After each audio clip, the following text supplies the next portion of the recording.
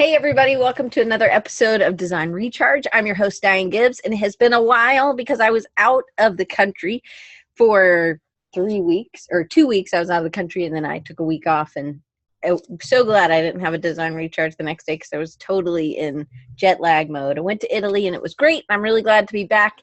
This marks really the last of 4 years, the end of 4 years. So 365 days is today. Blake, you are marking the end of my 4th year, and then next week will be year 5 as it starts, and we have Von Glitchka on next week. So super excited about that too. So I'm super excited that I had 5 years under my belt. So Blake, I'm glad you're helping me christen off the end of year 4, I guess. So we're going to get started. Blake is one of my heroes. He doesn't know that. I don't know him super well. We talked a little bit at Creative South this past year, and then really a little bitty bit. But I have followed him, and I guess I stalk him probably. But he makes the cutest characters, and that's why I was like, I have a bunch of different names. And we've talked when we've chatted online or something, we've talked about the cuteness factor and how you make things that are cute. And I just really like your eyes are super wide, and they're just super cute characters. And I think it just seems like it comes effortlessly. And so we're going to dig into that a little bit today. Cool. That's awesome. But that's why I called it mining cuteness, because it's like I just have this image of this little Blake with your baseball cap down there in the cave, and you're mining, and these little characters come out of all these, coming out of the rocks. Yeah, out of the rocks, and they're all awesome. super cute. So we're gonna get started right now. So Blake, Awesome. Just in case somebody doesn't know, you do have your own studio, Jetpacks and Rollerskates. Yep. And you never show your face. Like, I had no idea what you looked like. I know. When I went to Creative South and I walked up to you, and there was this, I always run into this problem where I walk up to somebody and I'm just like, hey, my name's Blake. And then after maybe 2 minutes or 3 minutes of talking, then it clicks in or something like that, and they're just like, oh, are you Jetpacks and Rollerskates? I'm like, oh yeah, I don't put my face anywhere. That would probably help, but it is kind of by design. So yeah, he said he was looking for me, and I was like, oh, I mean, because I literally had been looking for you also. Of course, I didn't know what you looked like. I just thought you were wearing a billboard with Jetpacks and Rollerskates, hopefully. And so you said you were looking for me. Of course, I thought I was in trouble because I'm leading volunteers. I'm like, oh crap, Mike sent somebody to find me. I'm doing something wrong. And then he said you told me who you were, and then I knew who you were. I didn't need 2 minutes. I knew right then. I was super excited. So very cool. You also work full time at Shopify, not Spotify, which I'm sure I will say later. But give people a little bit of your background about where you came in to design, and then where your love for illustration and creating these super cute characters came from, or where it started. Sure. Yeah. So to be honest, I think creating characters was kind of something that just lived with me for forever. I remember even as early as kindergarten doing probably pretty violent for the age that I was at that time, but little characters with far too many guns, and I'd read a lot of comic books, or maybe not read at that point, but looked at a lot of comic books. So it was the muscling dude with a bunch of crazy guns. And I remember it's still very fond, but I gave the picture to my kindergarten teacher at that time. And shocked, but at the same time, I think not long after, she kind of approached my mom about this is crazy, but at the same time, this is pretty awesome. This is quite the imagination your son has. And my brother, who is 6 years older than me, actually drew a lot. He doesn't really draw at all anymore, but as you always look up to your older siblings, right? So I sit there and I just mimicked almost everything that he was doing. So that's probably where a lot of the violence came out, because 6 years older, that's when he's probably in his prime for, the G.I. Joes and all those kind of awesome Saturday morning cartoons that maybe I wasn't privy to at that time. So that's kind of where it started. And then I noticed very early on, there was attention being brought to me because of me always wanting to create these scenarios. I never drew that much. I guess I never drew too many like characters that already existed. Mm. I always wanted to create my own things, which I guess it was intermingled a little bit, but at the same time, it was always about like I I always have this thing that I talk about where I love art and I love design and I love painting and I see the appreciation in it. But if I wanted to see something realistic, like I could just look out the window or look beside Mm. me, and I would much prefer like a world of my own like characters or like these cute little characters kind of surrounding me, and that would be the kind of cool world to live in at some point. And I don't know, it felt more interesting to create something out of thin air than Mm. to just draw something that was in front of me kind of thing. So have they always been cute? I think there's ebbs and flows. Like at one point, I probably like my high school years. I probably went more. I was really into skateboard art, so it's probably a little bit more like demonic, more like metal album cover. And then as I kind of, I don't know, grew up or found like out, because like when you're in high school, they're like angst and Right. doing like crazy stuff. It's just something that's you're kind of like brought into. But now as I've like maybe settled down, or even the people that I guess aspire or are influenced by, or even like I watch cartoons on a regular basis, and I just love the cute stuff with like clever and crazy ideas behind it. It's just Mm-hmm. so bubblegummy and fun to, it's like eating a sugary cereal that you can't like stop, right? Right. It's just so good all the time. Right. So the cute, so like with the style that you've kind of created, do you have a date that when you kind of know that began, or did you, where you're, no matter what, the character's eyes were always small and kind of far apart, which is a cute, like one I of don't the I don't factors know that why goes that's a into it. staple. Like once you take the eyes, you kind of narrow them down and then just spread them apart by a few centimeters or something. Mm-hmm. It's immediately cute. No, I don't actually know.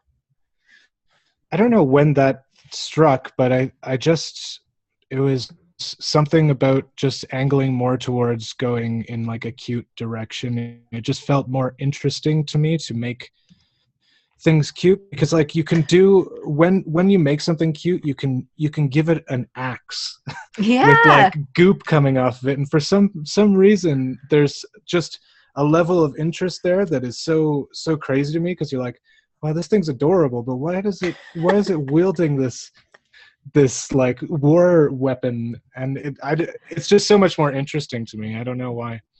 So, but is this like 5 years ago, 10 years ago? I'd Do you, say within the probably like 5 years ago, it kind of started to be more me like focusing on that look and feel. so did you call it cute then? Because sometimes I think maybe some men would have a little bit of problem saying that they draw cute things. I would usually append a word like cute but gross, cute but creepy, cute but like there was a many different like insert word here kind of situation, but cute was always kind of the foundation or baseline. Yeah. So now you're okay with just cute because you have a kid and you're okay with drawing cute things? Yeah, I'm I'm a softie, so like it's fine with me. I can say cute all day. I have a little daughter, and she walks around in these like little t-shirts that I've helped made that have skulls and crossbones on them, and I'm like, that's adorable, so I'm good. Yeah, that's one of the things I noticed, that even your skulls are cute. Maybe it is that the eyes are far apart and they're in perfect circles, but they're just Mhm. cute. You know how to kind of adjust the characters to it still be you, because I can always tell when it's you. Which That's awesome to hear, because sometimes I sit there and I draw like a whole, I don't know, gamut of things, and it looks so different to me from one piece to another, and then I get told very regularly that like, oh, I know exactly when you've done something, or when you've done a piece, and I'm just like, but maybe this is like a vector creation, and this one's like me using like an ink brush, right. and they're two almost like, I guess they all have the same feel, but I intentionally try to do something somewhat different. Right, and I think you do have, like, there's one piece, and I don't know if you have any of these pulled up or anything, but there's one piece that is it's not super cute factor, but really color wise, it's you because of the color and the line weights. So it's still I'm able to, but it doesn't have the kind of cuteness. It's like I can't remember, but it was. I'll have to try to pull it up on Instagram. And do you know what I'm talking about? I don't know which one you're talking about, but I wish at the top of the screen we had a little cute counter. So every time we say it, it just like dings, dings, dings. It just like skyrockets. Yeah, that would be really funny, actually. So did you? I have a question about jetpacks and roller skates as I type it, since I'm going to Instagram. How did you come up with that? There's a few origin stories that I've somehow mashed into one at this point. But it originally started, this was back in my teenage days. There was a skate punk band that was called the Full Blast, and I loved their music so much, and they had this one song called Jetpack and Rollerskates, and it was all about how it's emo type music, so like it was all about how like this girl left him, and if he only had a jetpack and roller skates, he could like get back to her.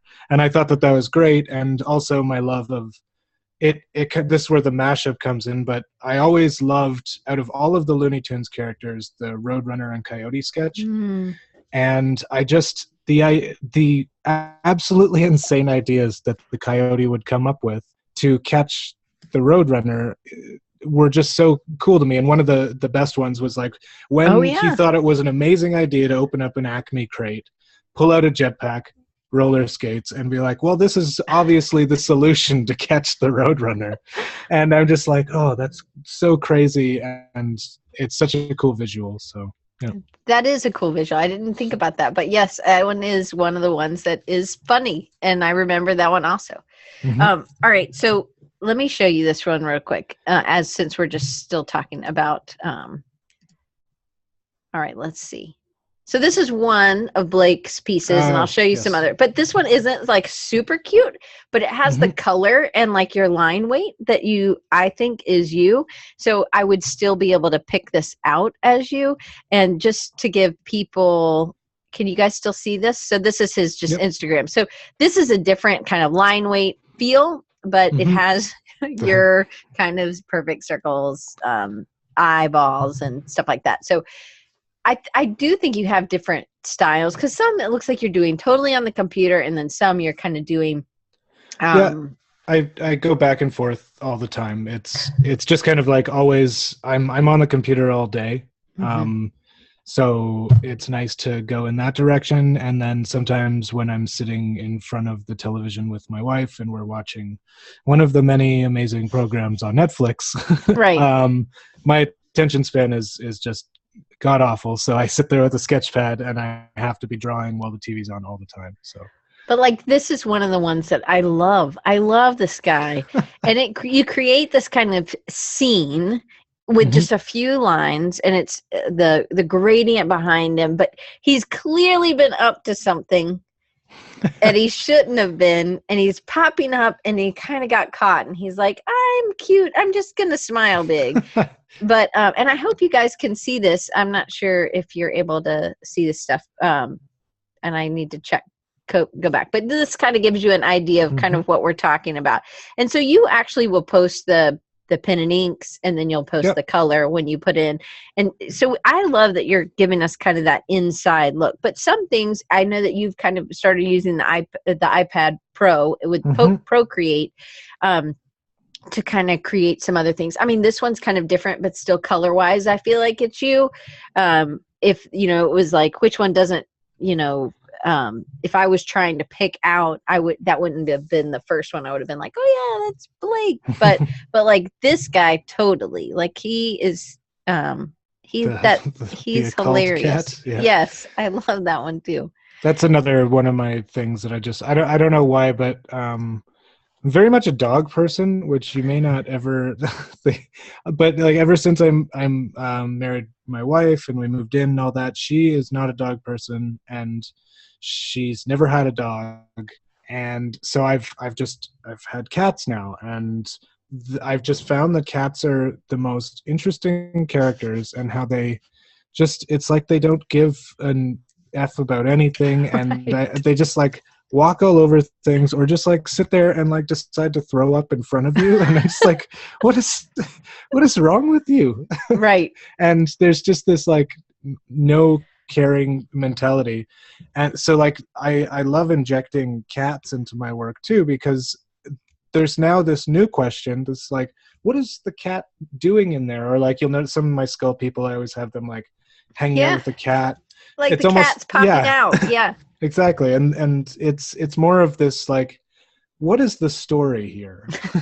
Because like these skull guys have this cat sidekick, and now like the adventures that they could go on, you could just like kind of imagine the craziness that might ensue.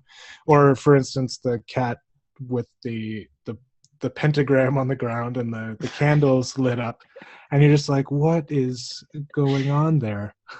Yeah, I think that there's some relation, I think, when we start the story, right? Like, what is that cat up to?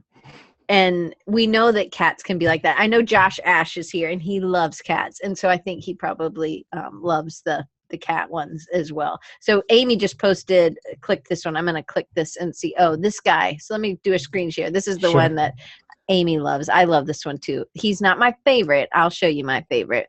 But it is that same sort of smile. And I think as your daughter gets older, you'll probably also be inundated with things that she does, like, oh no, she got in trouble. And it's so cute. Yep. Like, you just can't not smile, or it's hard. It will be hard to discipline her probably, but it's like, you've got to capture that idea. Yeah, no, that's totally true. She's done a lot of it to date, but it's very much the wheels are kind of always spinning. So this guy is my favorite. He's my absolute favorite. Look how cute he is with his underbite.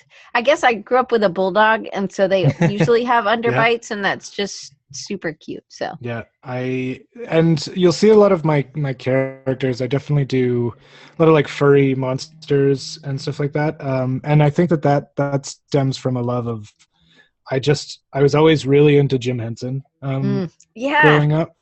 And even like his later stuff are from the Henson Company, when the Bear in the Big Blue House. Do you remember that show that came out? Like the character designs and like that kind of like frumpiness to them, or like how they move, like their arms seem to just have no bones in them. It's just so interesting to me, this rubber band effect that is in a lot of these characters too, because that's another story. I'm like, where are the bones? Like, the cat's taking them.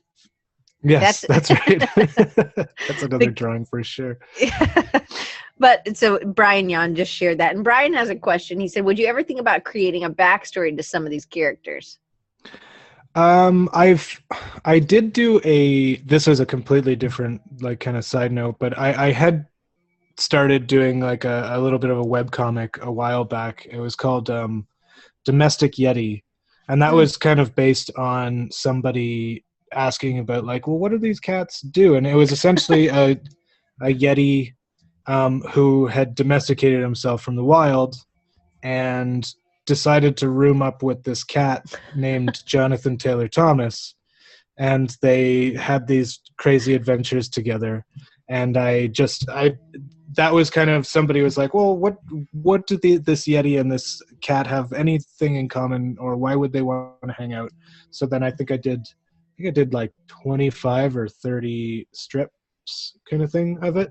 And that still lives at, I think it's domesticyeti.com. He said it was 36. You made 36 of these. Oh, 36. Brian is on top. He is like my Vanna, and he's amazing. Better looking than Vanna, I think. So, all right. So now we're still on number 2. So I want to make sure that you're helping me some, and other people who are like me that want to be like you.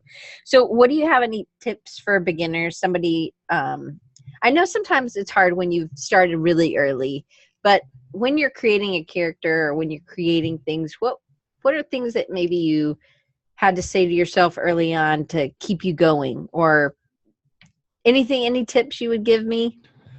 I guess one of my favorite things is just like be influenced like all the time.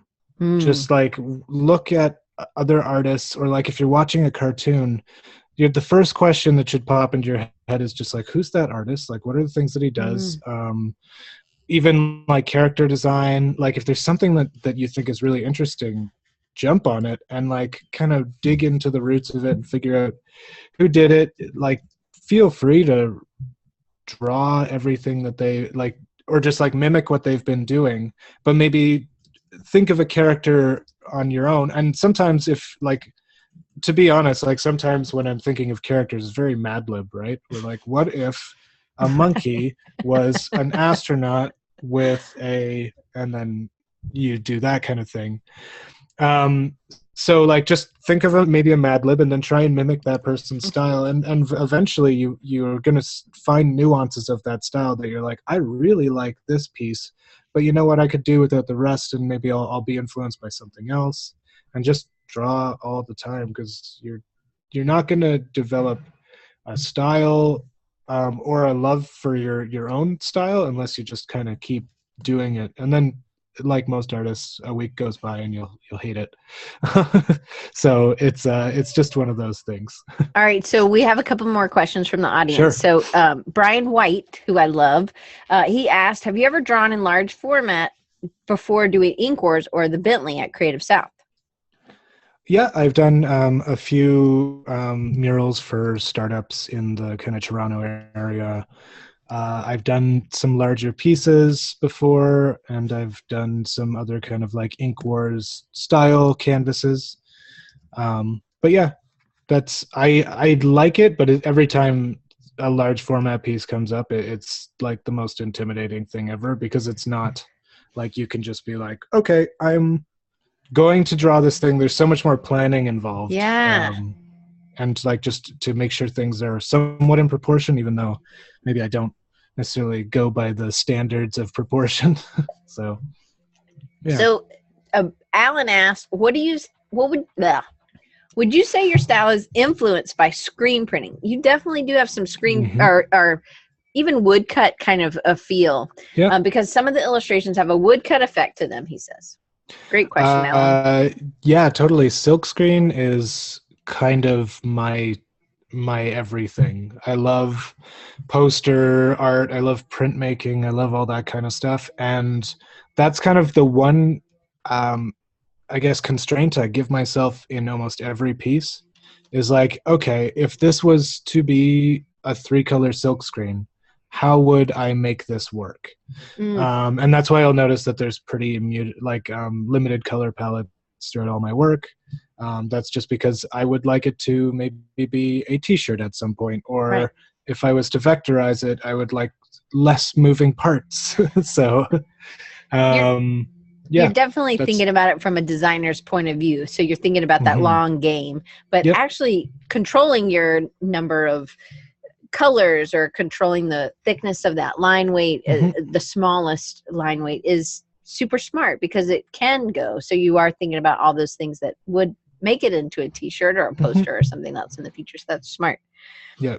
So how many things, because you seem pretty prolific to me, how many things that do you create that don't make it on to your social media feed? And like, how often are you drawing? Are you drawing every night when you are watching TV with your wife? Yeah, pretty much. Usually I'll draw for like anywhere between an hour to like 3 hours a night. And that's just like if we're watching TV and my daughter goes down like early, then we have many hours. If she takes a little while to go to sleep, then I don't have as much time. So sometimes that's another constraint where I'm like, I want to put something up on social media tonight. What can I get done in half an hour? What can I get done in an hour? Or just to kind of keep the feed going, I'll take something from the archives and put it on. So then are you pushing out, because sometimes, I mean, a lot of them seem finished and colored. Are you are you drawing on paper, or does it just change? Do you change up? Like sometimes you draw on the iPad and then sometimes you draw on paper? I think this also speaks to my, I guess, self-diagnosed ADD kind of thing, where I need to be switching it up or I get extremely bored. So I'll buy a new brush pen and then I'll use that for a month, and I'll get on the iPad and I'll use it for a little bit. But I don't want to marry myself to like any particular medium, because I find by constraining yourself, like it's the constraints of each of the tools. Like you learn how to use them in very different ways. And you can get such interesting results. And a lot of times when you're exploring many different mediums, you bring those learnings into the other mediums, and it's just this constant kind of learning that I really enjoy. So what kind of things are you still learning? And then where do you go to learn them? Learning. Well, like with the iPad Pro, like with Procreate, you at first were not a fan, and you had written some stuff, or you had not been, this was not, and then you found Procreate, $6, right? You have a good blog post about why this is maybe a better solution than maybe the Wacom Cintiq. Yeah, I guess it's just a constant curiosity. It's not like I go anywhere. It's that I see maybe a post that somebody puts up where they're like, I'm drawing on the iPad all the time, and then I just sit there. I'm like, I wonder what that's like. And then it's very convenient that I work at Shopify, because we have a device library that I don't have to shell out like $1,200 for an iPad. I can just like borrow the one from the office, try it out for a month kind of thing, and then see if I even want to get one for myself. And then I might I have a Wacom Cintiq beside me. Like if I see somebody doing interesting things, like for instance, like brushes that have really cool, I guess, techniques to them, I might be like, where did he get that? Or like, where did she get that? Or how do I find this out? And then I go down a whole different whirlwind of looking for new tools on my Wacom. And learning I think it's just a curiosity bug that you have to have. So Jason says, Jason Craig asked, device library? And I don't know what that means. Do you know what that means? So that's an internal term, but device library is because we're a software company. You have like every iteration of iPhone, iPad, so you can test the software on. So right, I get it now. But he's so again, you're doing UX UI stuff mainly at Shopify, and I said it correctly still. And he's in Toronto, so he's in Canada, people. Not that the time difference. He's Eastern time. I'm actually in the Waterloo office, but that's a side note thing. But you're actually at home. You work some days at home, which we're going to get into in a second. So Jason Craig, I just have to read it because it was funny and he's hilarious. He said, he said that we all have one next to our Adobe shed and on our Mac bin. Anyway, I think it's funny. So but you were able to kind of play and see before you had to really invest, which I think is good. So one thing I get is don't constrain yourself to one medium. Keep changing it up. Do it regularly. I think those would be tips you would give me. And then always be looking and always be curious. If you go down a rabbit hole, go down it. Try it. See if there's something that you like, eat. Yeah. Know when to get out, though. Don't go too far down, because sometimes it might be a dead end. So do you keep a sketchbook going, or are you doing like flimsy sheets of paper?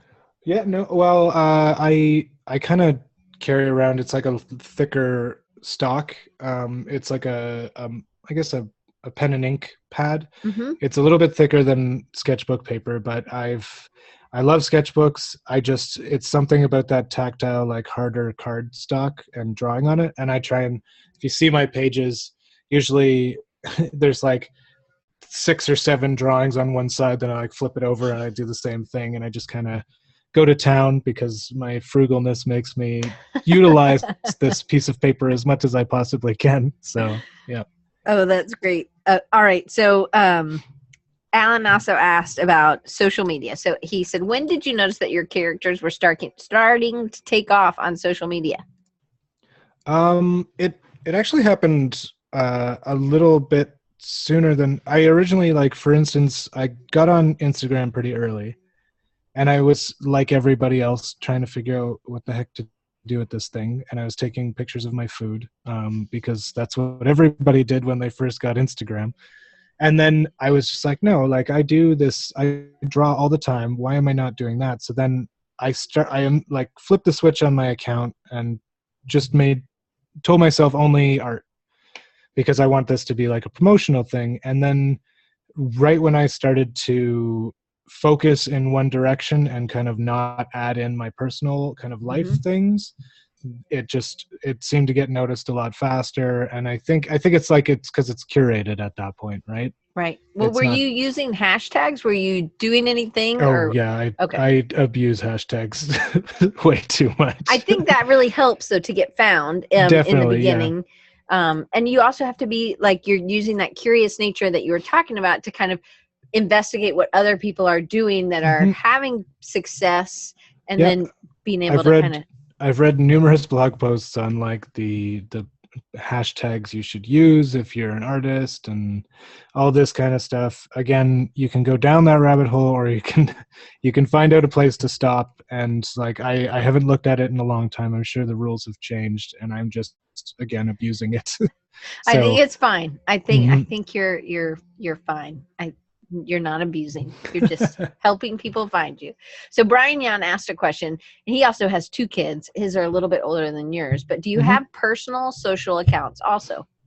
No, I like to leave my kind of personal life kind of to myself, and like my wife and I, we go out on our day trips, all that kind of stuff, and we keep the child out of it. We're very much like, we don't put pictures of our daughter on any kind of social media or anything. You don't even like have that. You on social media, exactly. Right? Like your face. So and I don't know what that is. Maybe I've been reading too many conspiracy theory, Big Brother's watching you things, but I don't know why. I have a pretty creative my imagination can be a little crazy. And I have this, I imagine in your house, there's no mirrors because you don't want to see your face. Anyway. That's a good visual to have, though. That's amazing. All right. So let's get back to how much time, and now maybe, I don't know if you're sketching at work or not, but how much time during the day or during the week, because you might not be able to put a time on just one day, do you spend getting inspired and drawing inspiration from others? Now, this could be necessarily for work, or it could be some like characters or ideas or illustrations. Well, I get my work definitely allows me to especially with user experience design and all that, there is like usually a heavy exploration period, and from that you're gonna do a lot of like grabbing inspirational kind of totems to work from, or whatever pieces you can find throughout. But then in my personal life, it's really just if I sit down in front of the TV and like I'm thinking, like I don't have an idea, it's not hard to just, I open up, my favorite app in the world is Pinterest. And I open up Pinterest and I just do maybe a generic character search, or a generic search like character illustration. And then I do like a quick scroll up and I look and I'm like, I have some ideas now. And then like it'll probably be maybe 5 minutes kind of thing, because I also don't want to be too influenced, because I don't want to look like I'm drawing somebody else's thing. Right. So it just depends. I love Pinterest though. Even something as I went down this another rabbit hole talk, but I went down this whole thing where I was just looking up like abandoned cabins in the woods for like days. I don't know why. Just because I love that like decrepit, I guess it's decrepit, but it's also kind of lonesome. But like injecting a cute character in that kind of scene is so another interesting idea to me, because you're like, what is he doing all alone out here? There's something about that. So yeah. I like that idea. It's this juxtaposition. It's these cute things in these odd situations, I think. So I'm looking at the chat. Jason Frost Holmes said the Unabomber did that too. Anyway, I think that's funny. Different purposes. Come on. Right. So go-to spot would be Pinterest. I love Pinterest so much. There's just so much to get out of that. That was the one thing that you didn't share your link with. So how can people follow you on Pinterest? Oh, I don't let anybody follow? No. No, I guess you can just search Jetpacks and Rollerskates. I'm pretty sure it's on there, but I put things. I'll sometimes put my own stuff on there, but mostly it's just a resource for me to just stack up boards and boards of things that I think are really cool looking, and also home renovation ideas. So that's where we get any personal things, is the home renovation ideas. There you go. Probably. Yeah. So so this is a question just about Pinterest. I love Pinterest also, but I also don't use it maybe the way Pinterest wants me to. I'm not always pinning things and going back. Do you go back to your boards often? Not the home renovation ones. No. I don't do much home renovation anyways. So no, it's more, I guess I'll just go down these, I'll have these moments where I'll be sitting like in bed early in the morning, just kind of like waking up, and sometimes I will open up Pinterest and just do a like crazy 50 pins, and that I don't have enough time to actually look at what's happening on there. I just am like, that's cool. And then if I do want to be influenced by any of those things, I do have to review it later at some point. But yeah, it's definitely something that I don't like. There is moments where I just kind of blindly pin, and then it's just useless if I don't go back. So. It's called Jetpack Scraps. Amy found it. Thank you, Amy. Scraps. Is that you, or no? You don't think so? I don't think so. Okay, maybe not. We'll let you. You let us. All right, I'm gonna ask the next question. Sure. Do you have a mentor or someone that you look up to that has deeply inspired you and continues to inspire you even after many years? Mm-hmm. And we did chat about this the other day, and I think my answer is still the same, but I feel like I could just rattle off for days about something like this, because I think my answer then was, I watch a lot of YouTube of artists that I like, or I go down like Pinterest, or I'm reading blog posts about like artists that I find very influential. And I consider them maybe all a little bit of like a mentor kind of thing, because the great thing about the internet now is that people have a voice, and they can put up articles or speed drawing or like actual tool tips. You can go to Skillshare. Like, I don't actually have to know half of these people to consider them like almost mentors in a way, because I sit there and I'm like, thank you for all this information. Right. Because if I went to find that information, I would have failed a number of times, and they found somewhat of a direct path to a solution.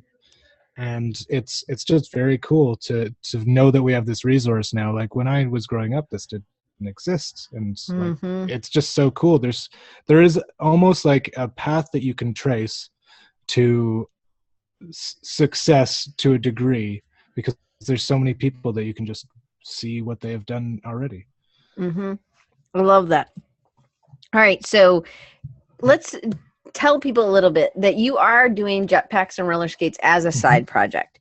Do you consider yourself a planner? Because it sounds like we talked a little bit about doing the big things. You really have to plan things out.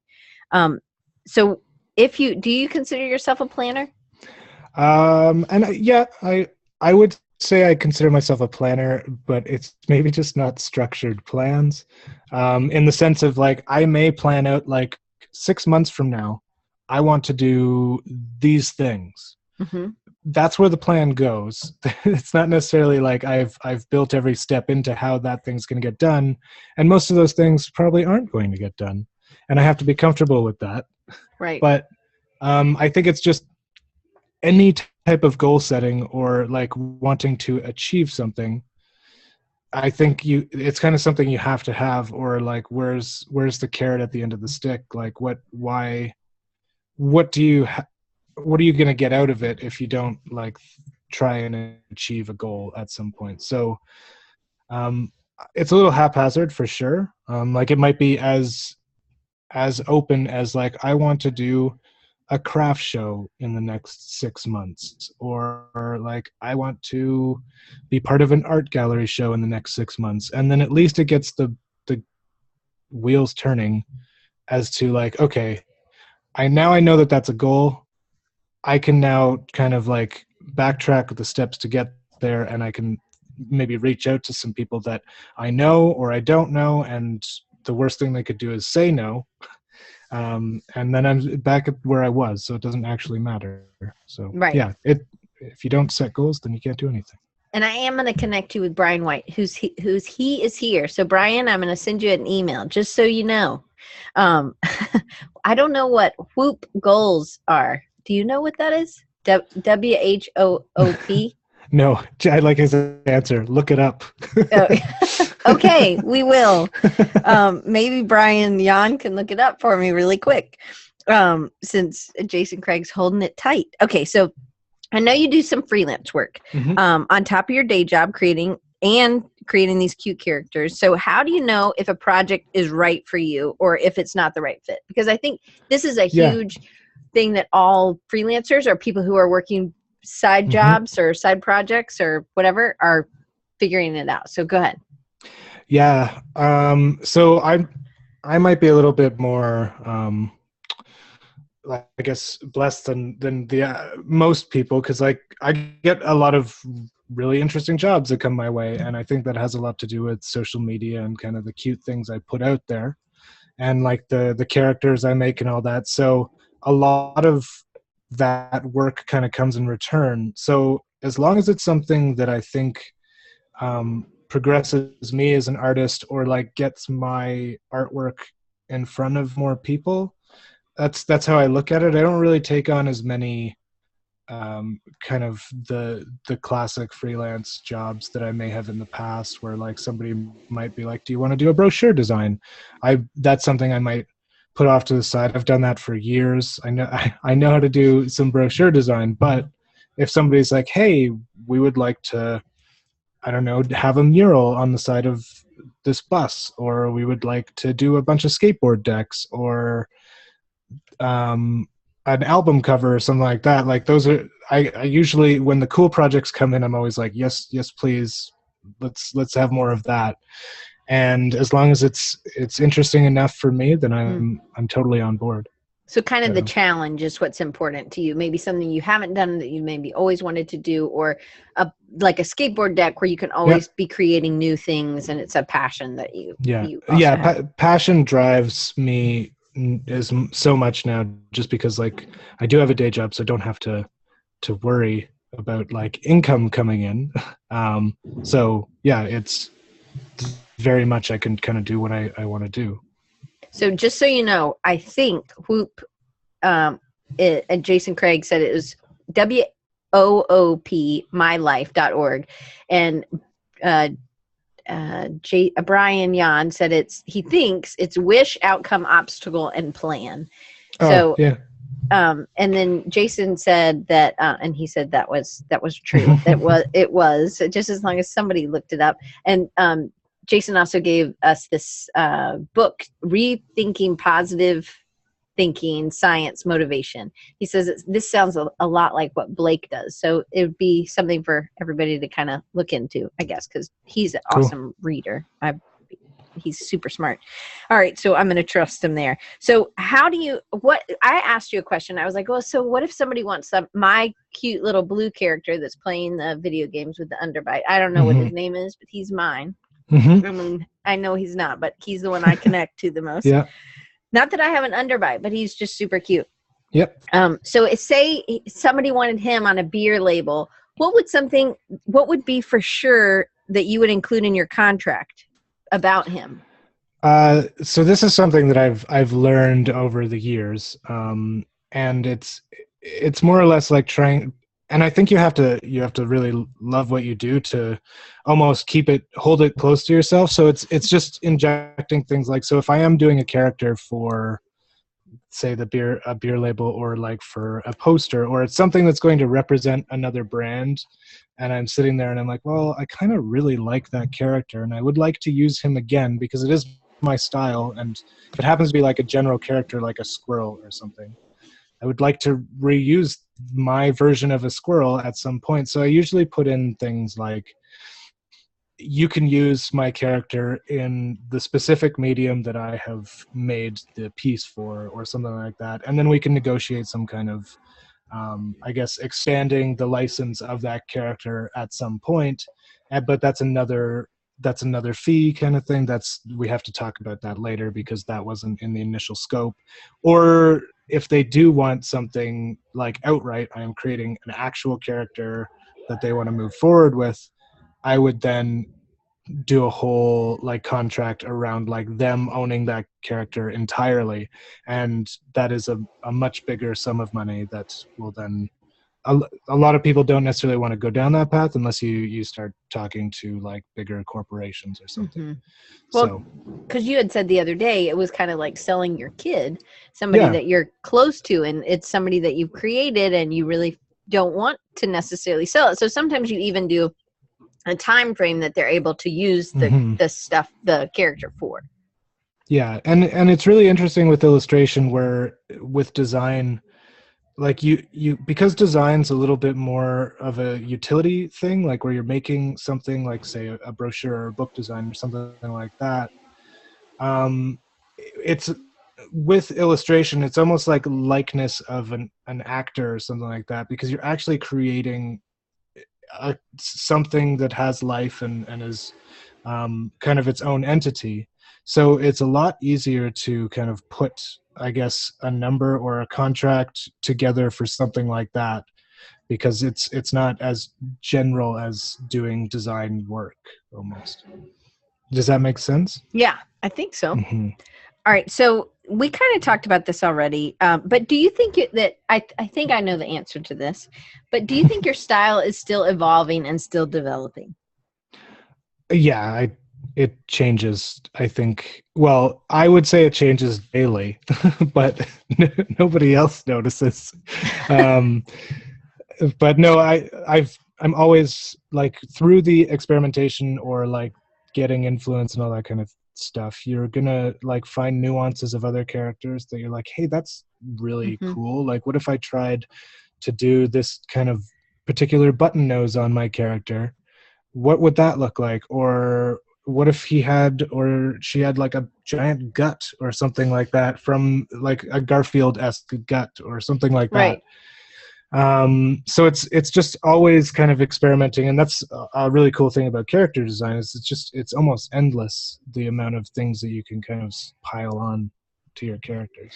So I don't know if you ever answered this question earlier. I was just thinking about it. I'm imagining you drawing all these characters on this piece of paper because you're Mhm. thrifty. I'm Yeah. thrifty too, so I'm with you on that. So then which ones don't end up on social media? Like, do you? Oh yeah, I didn't answer that one. I most of them do. There's like a few that are like scribbles, or like I'm trying out a slightly different eye style and maybe it didn't work, or like in my mind it didn't work, Mhm. and I might toss that kind of aside. Or it's like a little scribble up in the top right hand corner of this page that's constantly building Right. out. Or like I'll try out a smile and maybe it's an overbite opposed to an underbite, and I just didn't like the way it worked out. So it's it's really all, there's a lot of experimentation all the time. So yeah. So I'm going to skip ahead and I want to ask Sure. you about, do you ever make anything ugly? So things that don't work, um, maybe not on purpose, like, because your ugly things are probably super cute too, right? But that's honestly one of my biggest fears, is just making something ugly, and it actually stops me from creating. Um, Mm, and I just always wonder if my heroes make ugly things too. and that they just, not like you're making it ugly on purpose, but like you're making it and you're like, no, that's ugly, that's terrible, and then you do the big X in your sketchbook, or maybe you don't X it anymore, but you just keep going. To be honest, sometimes if I think it's ugly, sometimes I'll throw it out there. If again, we talked about this before, but the social media addiction, where like you post up things and it becomes a routine and you get the likes, all this kind of stuff. Sometimes if I didn't come up with something that I was truly happy with, I might just be like, you know what? I was trying something new, like there's no harm in posting it, like it's fine. And sometimes there are things that like take off way more than I ever thought they were going to. Like they got way more likes than another thing that I put up, and I'm just like, why is this more popular than the other thing? Because in my mind, I think it's awful, but it's just throwing out just ideas and kind of constantly feeding that wheel that's always spinning. So Alan has another question. One of the problems he faces when doing a series is staying influenced. How do you keep up the consistency? It's a great question. I think that's just years of drawing. Just doing. Yeah, I like I said, even in my evenings, like I draw for like an hour to like 3 hours a night. And I even when I was in high school, I probably drew for 6 hours a day because I didn't pay attention. I'll tell you that.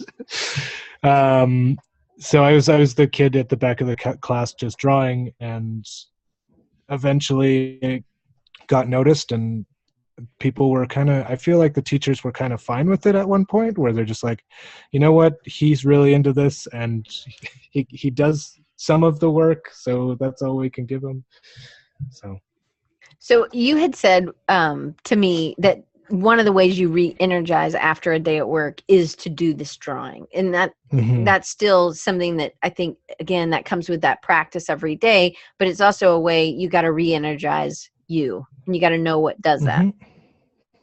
Yeah, I stand by that all the time. Like I think if you're a creative person, even if you have a creative job, I think you have to like give yourself you time. It's drawing for me is like that Zen moment where I can just like let everything go and just relax for the end of the day kind of thing. Like it allows me, it's when I think I'm my most comfortable. And it just gives me more ideas and motivates me to keep going. And it's just that thing. It's kind of my rock for being creative kind of thing. So consistency, keep doing it, don't give up. Even if you make something ugly, maybe put it out there. Those are all good tips for keep developing your style. And actually you're starting first thing in the morning sometimes, and then you're doing it all day long because fortunately where you work, you're able to continually be looking at things, and exploration is part of your job. So that's a really good kind of another tip. All right. So this is a question I ask everybody because we only have 6 minutes left. What would you tell your younger self to do differently if you could go back in time? And then how far back would you go? Yeah, this is a very hard question. We talked about it the other day, and you blocked it out because you didn't want to answer this question. Yeah. I would just maybe kind of like some fast. Well, that's not true. Like I don't know. I feel like I learned a lot along the way. Like I don't. Maybe just not be so hung up on like what people think, and just be. This sounds so cliche. just don't get hung up on your own thing and like be yourself. Like that's what made me, like, despite the fact that I said like copy people and do the things that they do and all that, but like eventually it allows you to find your own style or your own voice. So even though you're doing that, eventually you're going to get tired of copying other people and you're going to want to do your own thing. And I think through that, it just enforces a certain type of practice. So I don't think I would change anything. It's, to be honest, I kind of went in the direction that I really enjoy what I do on both ends of the spectrum, like at work and when I come home. So That's great. All right. So what's next for you? Tell us how, well, I'm going to ask you one question. You have on your blog, which your website is Jetpacks with an S and spell it out, A-N-D, Rollerskates, also with an S.com. And you have a blog and you interview people and you ask them 5 questions and you say they're not creative questions. I think I read almost all of them, but you also said you always ask if they like pancakes or waffles. So what is it for you? Do I always ask that, or is it? Well, almost. You ask it a lot. Do I?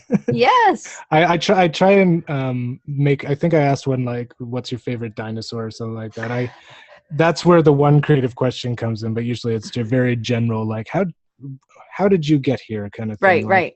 But yeah, because I'm talking to creatives, I like to mess around with it a little bit. But like, it's definitely the answer for me is definitely waffle.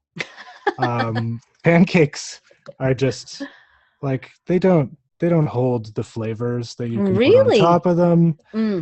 Waffles are just little cups of like flavor pockets. I don't even understand why pancakes exist, to be honest. Brian Yan says a waffle is like a pancake with a syrup trap.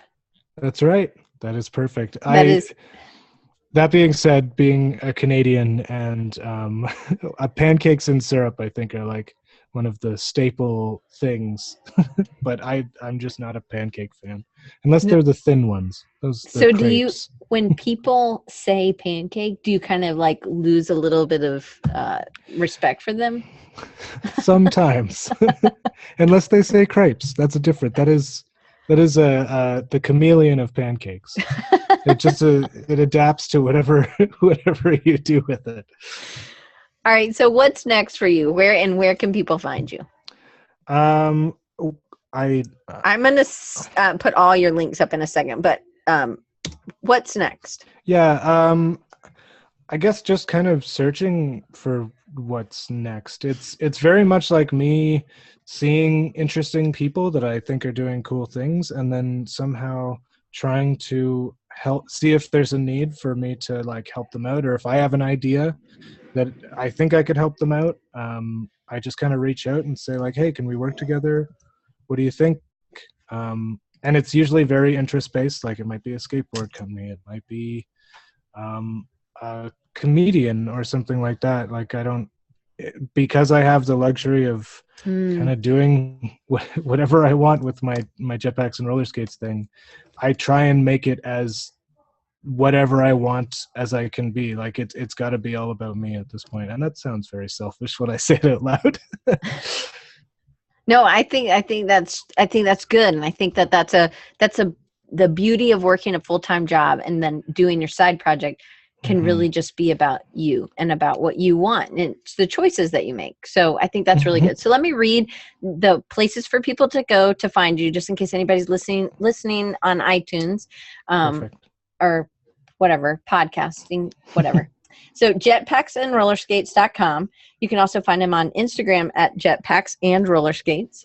On YouTube, you also do some YouTube process videos. So definitely want to check that out at youtube.com/c/jetpacks and rollerskates. Is that right? Yeah, I think it's because it's a channel. So right.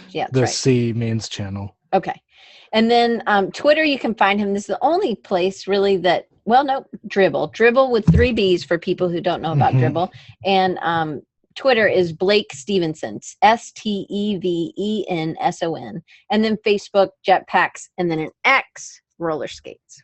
So I think that's everything. So I am so glad that you were able to, we were all able to come early. Next week, I think it'll be regular time, 2:30 Eastern, 11:30 Pacific. But I'm glad because it worked out for me too, Blake. So yeah, this was awesome. Thank you for accommodating my schedule. Of course. We are very flexible here. We like to just make sure that we are able to see our heroes. So I am excited. I will take a picture of my little blue monster that I made based off of the guy that I love the most.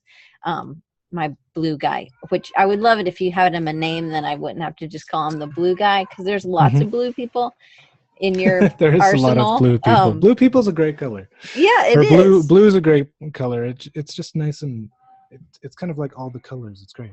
It is. It is great. So just so you know, you can always check me out and follow me on Instagram and Twitter at Design Recharge. And then you can always, if you have an email, you want to email me, you want me to interview somebody, you can send me an email at diane@rechargingyou.com. You can always sign up there and get the link every week. So Jason Frostholm. And I am not feeling super well, guys, so I'm going to pop it off in a second. So I know, I don't know why. I just feel like I could throw up. So I'm super sorry that I don't feel good. I'm like, okay, I can mute it and go throw up in the trash can if I absolutely have to, but hopefully I'm not going to happen. I know. That's terrible. I know. I don't know. Anyway, I'm like sweating furiously, which I almost never sweat. So Jason Frostholm wants to know if you're going to WMC Fest this year, which I, of course, already asked you. Yeah, I don't think I am this year unless something changes. I have a few conferences that I'm trying to get to this year, and WMC Fest, this is the first time in like 5 years that I haven't been able to go, but it might change. I don't know. I might just like drive down one day and figure it out. So it does seem like it's going to be very cool this year in the bowling alley though. So yeah, I'm super excited. It'll be my first year, and of course Blake's not going. So and I guess Doc's not going either. So he's the same sort of case, but it's okay. We all I'm very glad that I got to meet you super fast, and I do have a picture with you. 2 pictures. Oh, yeah. One is a funny face and one's a regular face. So it was really fun, and it was really cool to meet you too. It's like I've watched the show, and it was just so cool to meet you in person too. Creative South is such a cool event, and I'm so glad that I got to finally go and meet a lot of people that I have talked to online for years. Jason, Doc, and Jason, Craig as well. Yeah. And it's just pretty cool to have that community, and such a friendly community. It's very cool. It is. Well, Blake, thank you so much. And everybody, I'm so glad to be back, and I will be seeing you next week with Von Glitchka. So another illustrator, another hero for me. So Blake, but thank you so much. Keep making cute characters, and thank you for inspiring me and encouraging me to keep at it. Thanks for having me on the show, Dan. Okay. See y'all next week.